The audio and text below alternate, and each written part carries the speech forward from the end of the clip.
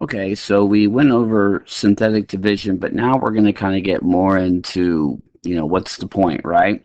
So the first thing we're going to talk about is this remainder theorem. If a polynomial f of x is divided by x minus k, the remainder will be the answer for f of k. Okay, so a lot of times when we use that kind of terminology, a lot of times students kind of get thrown off. So let's look at an example and it'll make it a little bit easier to understand. So here's our example. Here's our function. Here's f of x that's given to us.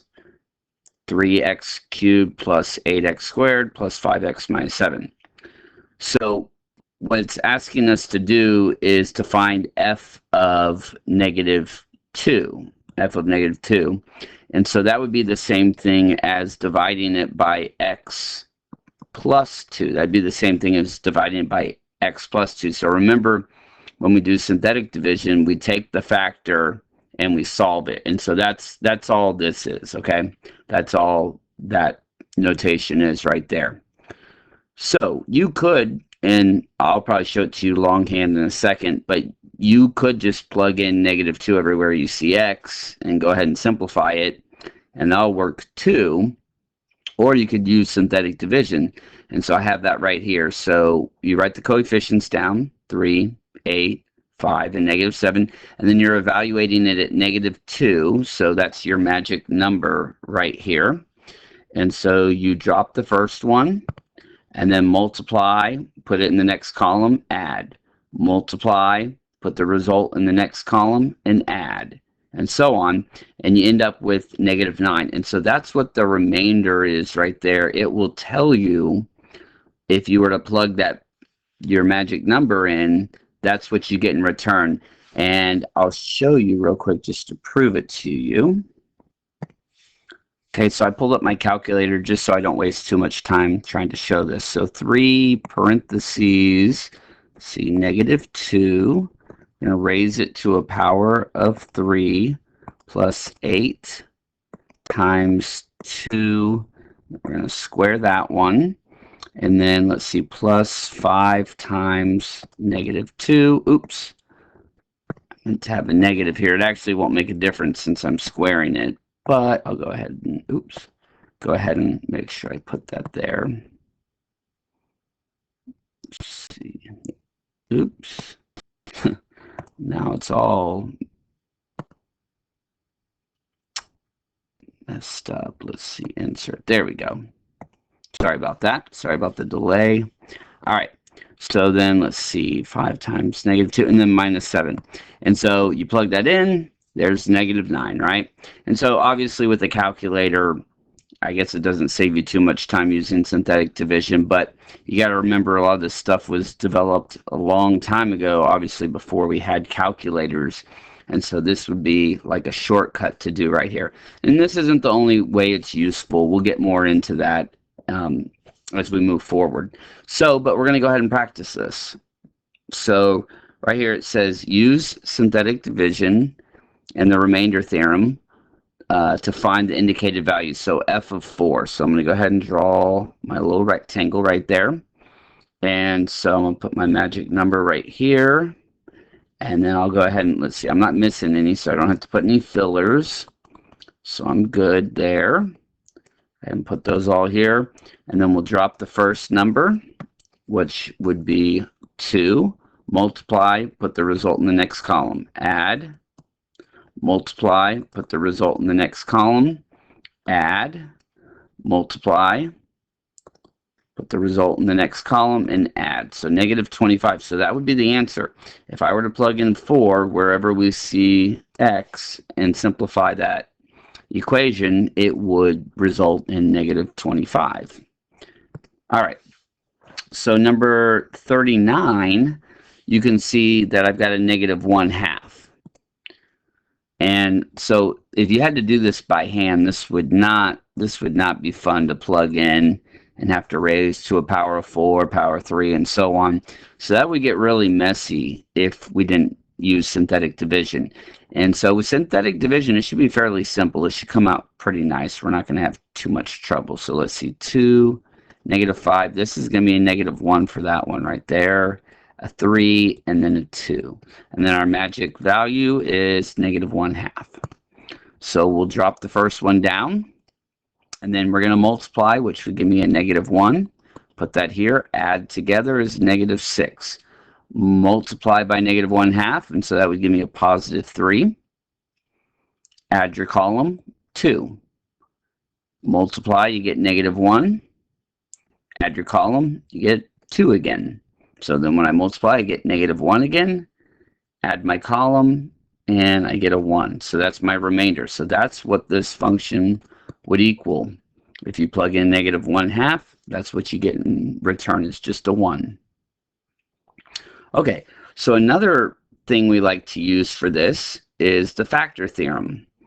And so this will actually be much more important than what we were doing up above. Up above with the remainder theorem, that's really just more practice, just to get more practice with synthetic division. This we're going to use much more, is the factor theorem. So you have a polynomial, and you have a factor x minus k, if and only if, when you evaluate it, it equals 0. So once again, let's look at a real example real quick. If you look at number 1, what we're saying is that when I divide this, if the remainder is 0, that means that this factors, like you could break this up, and one of the factors would be x plus 1. And I'll show you in a minute when we work that. Let's see. So basically this means that if you divide using synthetic division, the remainder equals 0, then you have found an x-intercept, or a 0, right? And that will help us factor the polynomial. So that's what we're going to do here.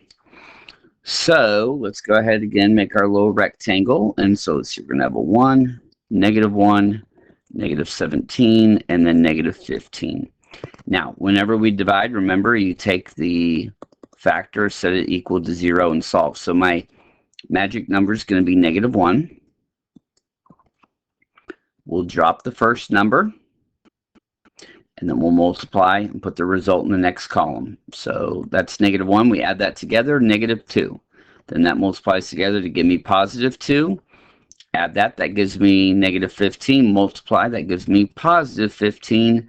Remainder, 0. Okay, so when you're doing your homework on this, it might not really ask you to do much more after this, but I want to show you what this really does for us. Okay, look back at the original problem right here. Let's say, because this is what you're going to be doing in the next section. What if you're asked to solve this? Like, it's set equal to 0 and solve. You're asked, what makes it equal 0? Well, you would maybe think, oh, factor by grouping, right? There's 4 terms, group and try to factor, and you would. That's what you'd want to try to do, but you'll notice that won't work. That would not work, right? And so that's where some of this stuff's going to come into play. So let's look at what happens here. So I divided, what was our result here? So I'm left with x squared minus 2x minus 15, right? And then the remainder was 0, so that's it. Now let's act like I wasn't dividing. Let's just act like I was trying to factor. What I would figure out is that this right here, the x plus 1, because see, I divided by it, and there was a remainder of 0. And so what I can do is take my answer and multiply by what I just divided by. And so this right here is equivalent to the original polynomial up here that we were dividing. Okay, they look very different, right? X squared minus 2x minus 15 times x plus 1. It's equivalent to x cubed minus x squared minus 17x minus 15. Those two things are actually equivalent. So that's what I really want you to take away from this part right here. Okay, so let's try one more. So here, let's see, you take the x minus 5, set that equal to 0, and solve. So we get x equals 5. And then we'll make our little rectangle here. So let's see, 1, -4, -11, and 30. We'll put the 5 right here. So we drop the first number. And at this point, we should be getting pretty good at the synthetic division part. Like I told y'all in the very beginning, it's not super difficult. A little weird, but not super difficult. So let's see, multiply, put it here, add. Multiply, put it here, add, multiply, put it here, add. So remainder of 0 again, which is a good thing. So you'll see as we move forward, that's a good thing because we figured out a way how to factor this. And so what this factors into with my answer right here, which would be x squared plus x minus 6, and then basically the way I broke it apart is what I divided it by, which would then be the x minus 5. So that's what I want y'all to take away from this. This is equivalent to this. And because what we're going to be doing soon is instead of dividing, you're just going to have an equal 0 there, and you're going to be trying to solve. Okay, so right now we're just trying to get the tools on how to solve, and that's really the synthetic division part of it. So, okay. So let's go ahead and try to apply this on a few problems I have here. So it says use synthetic division to divide. Use the result to find all the zeros of f, okay? So remember, zeros are x-intercept solutions, all that kind of stuff. So what they're really asking us is basically x cubed minus 4x squared plus x plus 6. They want us to figure out what makes that equal 0. That's really what they're asking. But they kind of help us out here. They said, hey, you know what? Go ahead and try to divide it by x plus 1 and see what happens. And so we're going to go ahead and do that. And what that really is going to do for us is it's going to factor it for us, okay? Assuming that x plus 1 gives us a remainder of 0. And I'm going to assume that they're probably going to make that work out for us. So you go ahead, we set that equal to 0 and solve. So there's our magic number. I'll go ahead and set up our rectangle. So let's see, 1, -4, 1, and 6. And so my magic number is -1. So we'll drop the first number, multiply, add, multiply, add, multiply, add. So you can see, you know, we should be getting pretty good at that at this point. Okay. So what that tells us is kind of, let me put this in really simple terms. So if I had 10, right, and I divide it by 5, that equals 2, right? And so what that means is that 10 is equivalent to 5 times 2, right? My divisor and my answer, if I multiply them together, it's equal to the original value, right? So that's kind of what's taking place with the synthetic division, right? So I'm dividing it by x plus 1. So the result is x squared minus 5x plus 6. And then if I take that and I multiply it what I just divided by, which is my x plus 1, there we go. And so see, this is equivalent to this right here. It's equivalent to the original function right here. Now, what they're really asking us to do is find all the zeros, which basically means set it equal to 0 and solve, right? And so once you get to this point, we have all the tools from previous units to solve this. And so what we can do is we can factor the first one right here. What multiplies to give me 6, but add to give me -5. So that should factor into x minus 3. X minus 2, and then don't forget about the x plus 1, okay? And that comes about from where I was dividing it, right? And so I actually get 3 answers for this.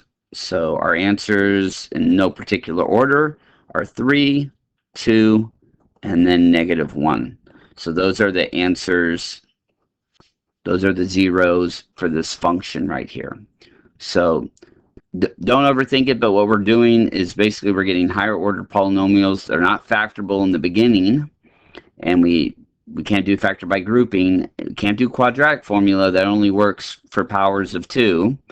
And so we have to use this method here. And so right now they're kind of helping us out. They said, hey, go ahead and try to divide by x plus 1.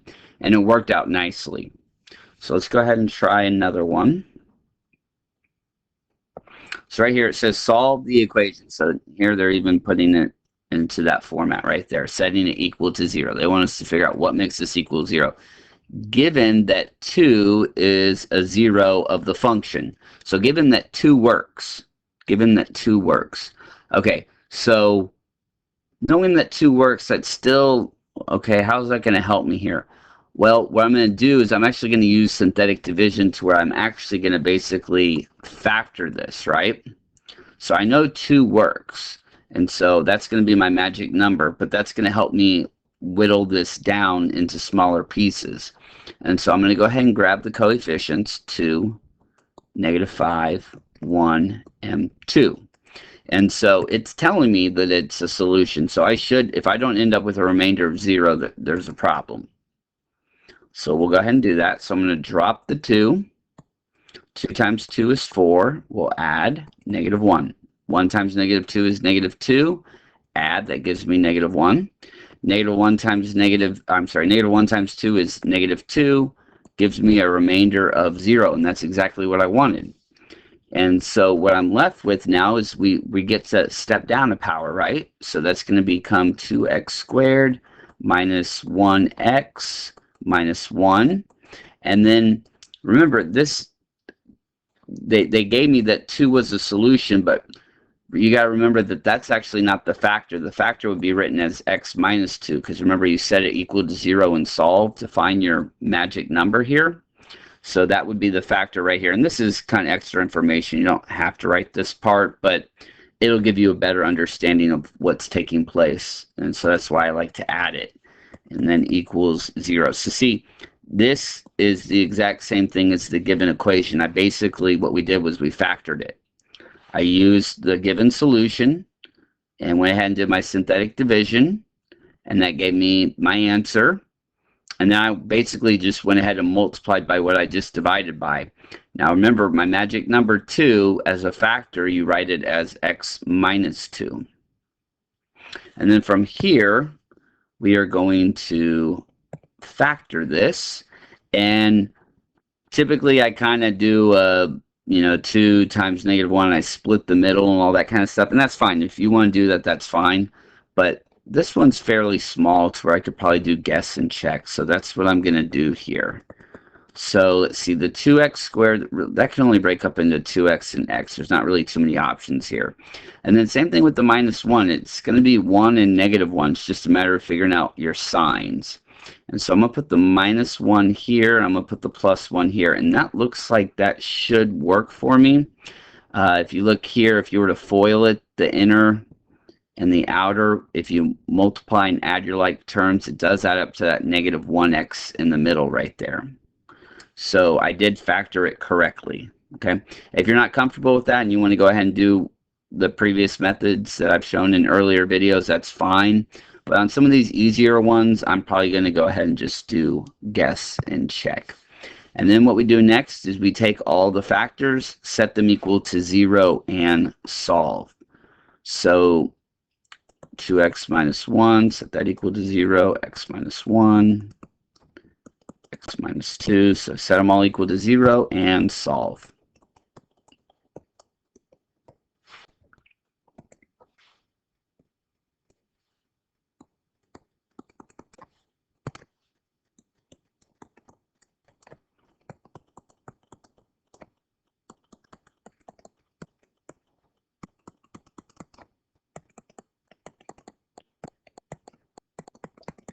There are my 3 solutions right there.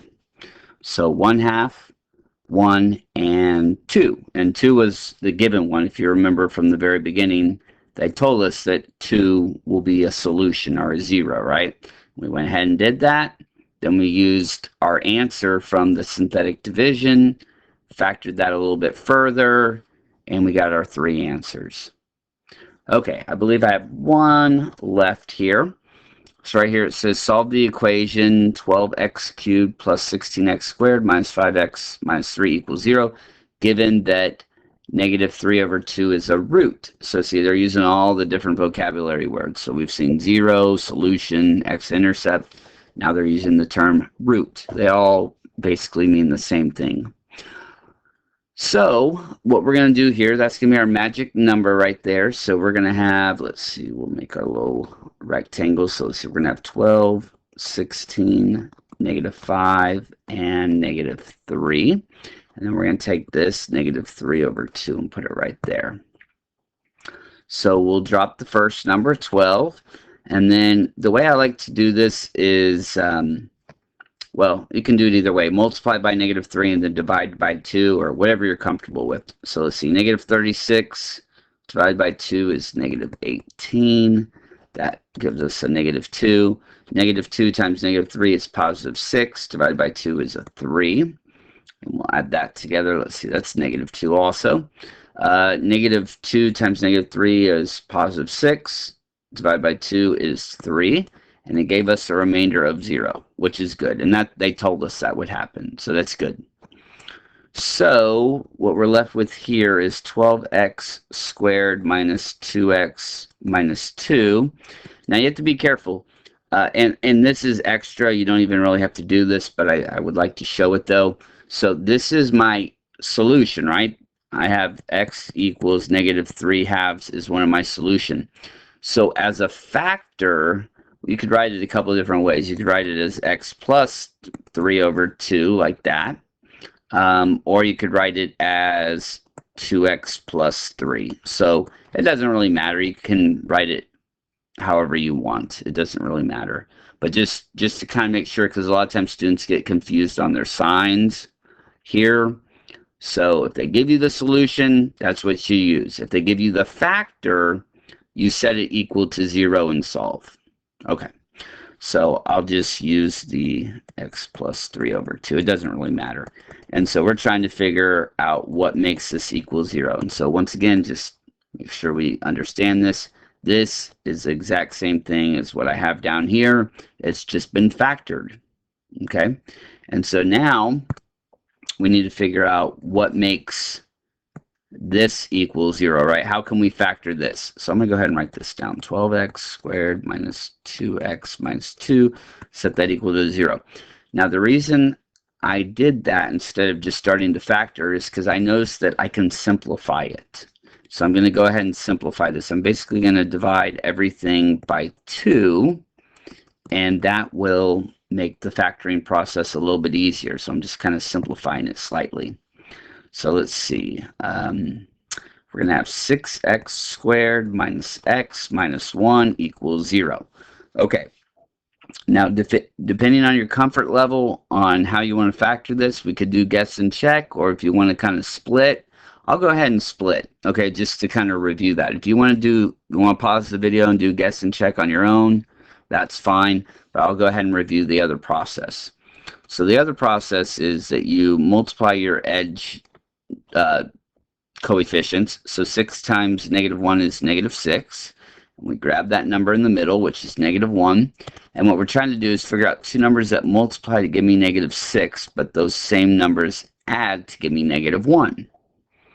Two numbers, let's see, multiply, give me negative 6, add to negative 1. That would have to be a negative 3 and a positive 2, right? Those multiply to give me negative 6, and they add to give me negative 1.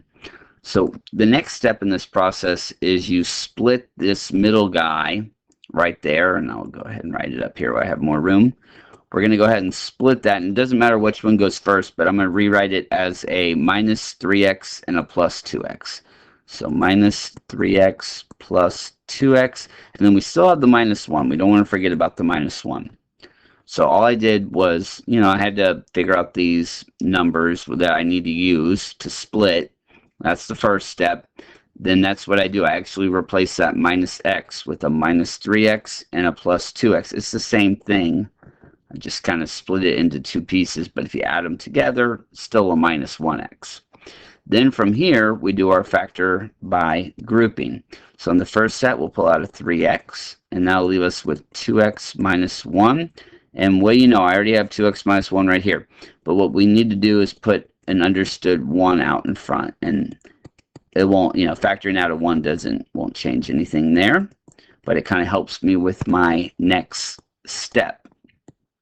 So my next step is where I'm going to factor out the 2x minus 1, and then my other one, I've got a 3x plus 1, and so I factored it. Looks good. Now I'm running out of space, so I'm just going to go ahead and do this in my head. So if we set this equal to 0 and solve, that would be positive 1/2. If we set this equal to 0 and solve, that would be negative 1/3, okay? All right, so I know it's a lot. The synthetic division, hopefully that's not really the hard part anymore, right? That's an actually pretty simple process. It's more about kind of wrapping your head around what's taking place. Now, the next section is actually going to be a continuation of what we just got done doing, okay? So you're going to get plenty of more practice in case if you're struggling with the synthetic division at all, you're about to get plenty of more practice with that. So, all right.